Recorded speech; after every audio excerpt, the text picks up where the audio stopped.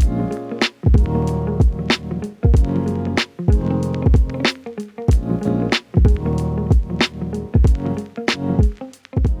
wanted to ask you where you were born and raised. We'll start there. Yeah. Where I was born? Where were you born and raised?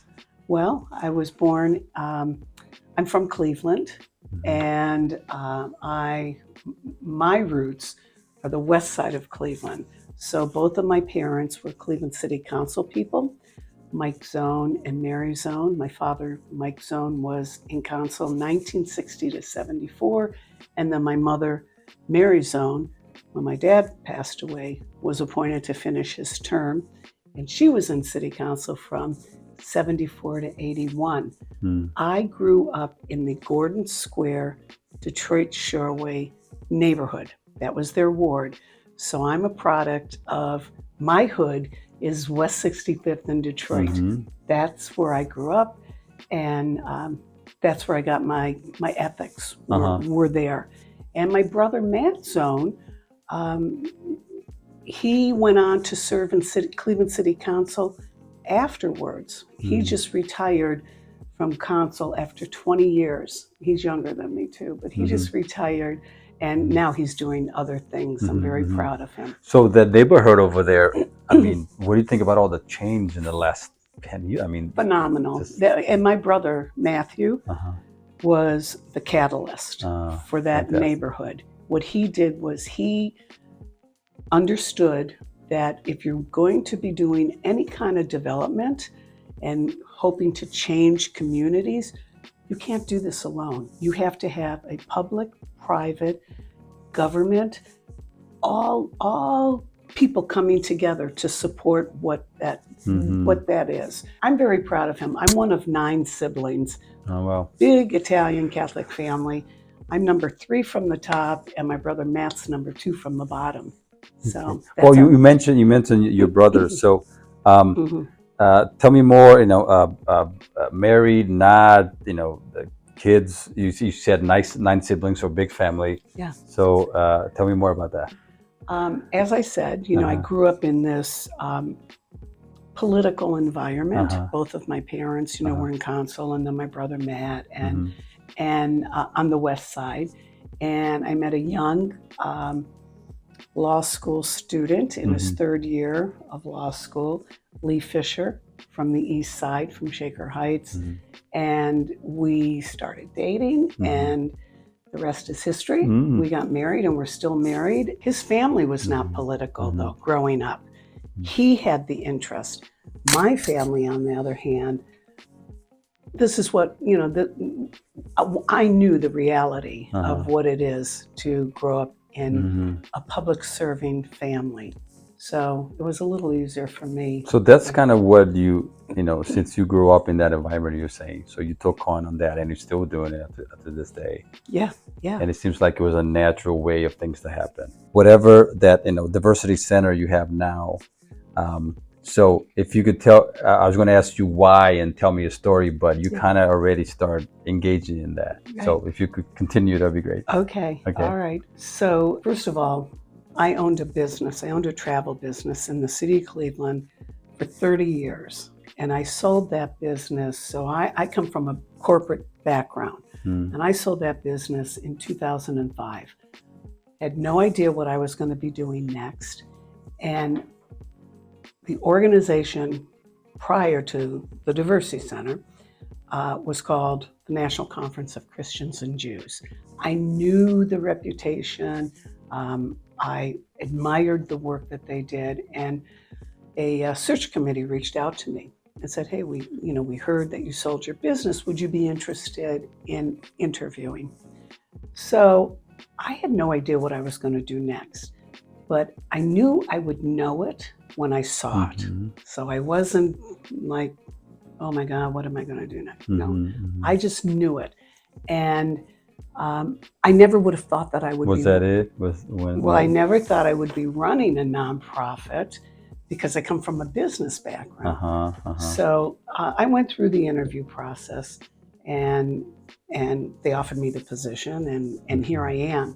But the organization and how I came about wanting to do this and having the passion for this organization, because it started in 1927, the organization that I'm running, as the National Conference of Christians and Jews, because back then, 1927, that's where the discrimination was. Mm-hmm. Over the years, the name changed really to better reflect the work we do, because everybody's discriminated, so it's not just those two religions. Mm-hmm. But here's the thing, I talked about my parents. When I was growing up, my parents were very social justice minded. Everybody was included. They didn't discriminate against anyone. So my dad comes home one day, and there's a big family, and we always have Sunday dinners, and we're around the table 6 o'clock every night for dinner. He comes home from City Hall, and he says, "I've invited a family to come to have dinner with us on Sunday." Okay, so the family was Carl Stokes and his wife and kids. Carl Stokes, African American, he became the first African American mayor of a major U.S. city in the country. So Carl comes, and great, very charismatic. Back then, that part of Cleveland was very segregated, and it still is, but not quite as much then. Like the east side of Cleveland, all in the city proper, east side of Cleveland proper, all African American, Black. The west side, very ethnic. So for me, growing up, and my siblings, I never met an African American. I never met a Black person. I never played with any of them. And you can identify that area. West 61st was Irish. If you were Irish, that's where you lived. West 64th, you were Romanian, that's where you lived. Isn't there like most cities in the U.S. were like that? Yeah. Because it's a natural thing, You immigrate. An immigrant comes and because they build their community. being Portuguese myself, so I when I moved to the U.S., I moved to a town there was a lot of Portuguese people. Right. Exactly. So it's like a natural thing that happens. Right. You have that comfort. And so it was a beautiful neighborhood. I'm not disparaging it in any way, but so there were no Blacks. So my father said, this is who we're going to work for to help him become the mayor of Cleveland. It's the right time. He's the right person.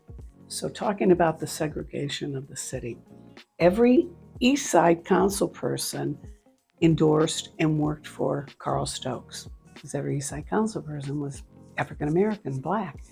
Every West Side council person, all white, ethnic, different ethnicities, endorsed and worked for Seth Taft, who was running for mayor of Cleveland, except for one council person on the West Side, Mike Zone, my father. It was the first. Now I'm a little girl, and it was the first time that I saw, and my whole family, my siblings, discrimination up close. When this diversity center approached me, our mission hasn't changed since 1927. Our mission is we work to help eliminate bias, bigotry, and racism. So there was something, after 30 years in the travel business, there was something, I felt like I was going full circle, that this organization was resonating to my core, and I understood the good work of it. So that's how I came. Peggy, I want to talk about you personally, like Peggy that I'm talking to, okay? That has nothing to do with what you do for a living, anything like that. So I want to ask you first, tell me about stuff that makes you happy, like a hobby, or do you do for leisure, stuff that you do on the weekends or after you get home, or before you leave the house, or what? Well, before I leave the house, I have a cup of coffee. What makes you happy? Okay, so coffee is good. That's one of my favorite things. Right, a coffee. I have a coffee in the morning, and that's really good. And I read the news. I wake up very early, at 6:30, and I don't get dressed and go unless I have a 7:30 a.m. meeting. But beyond that, I like a little leisurely morning, And so I read the paper, New York Times, Cleveland.com. I have to go online for that. I have my coffee, and then start my day. What makes me the happiest is spending time with my family. Okay. I love my family. Lee and I have a big family, as you know, 9 siblings. So anywhere in Cleveland you go, if you meet anybody named Zone, that's my maiden name. Anybody named Zone is either a niece, a nephew, a cousin, a sibling. So I'm very proud of So that. you get to spend time with your family before you leave the house? Well, just my husband. That's your husband, right? Because we have 2 kids. So our son Jason, he lives out in California. He's in Los Angeles.